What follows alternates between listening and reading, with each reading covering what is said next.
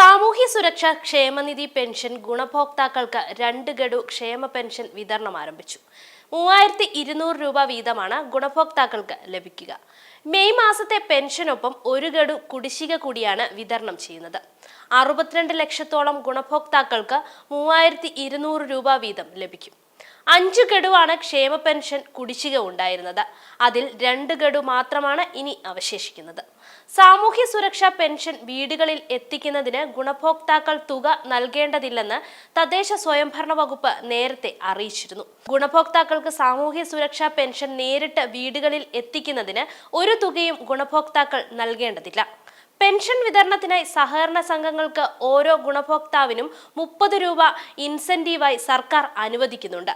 അതിനാൽ വിതരണക്കാർക്ക് ഗുണഭോക്താക്കൾ അധികമായി യാതൊരു തുകയും നൽകേണ്ടതില്ലെന്നും തദ്ദേശ സ്വയംഭരണ വകുപ്പ് അറിയിച്ചു. കേന്ദ്ര സർക്കാർ നയങ്ങൾ മൂലം സംസ്ഥാനത്ത് കനത്ത സാമ്പത്തിക ഞെരുക്കം തുടരുമ്പോഴും പെൻഷൻ കുടിശ്ശികയില്ലാതെ വിതരണം ചെയ്യുക എന്ന സർക്കാരിന്റെ ദൃഢനിശ്ചയമാണ് നടപ്പാക്കുന്നത്. പെൻഷൻ വിതരണത്തിന് ആദ്യ മുൻഗണന ഉറപ്പാക്കുന്നു.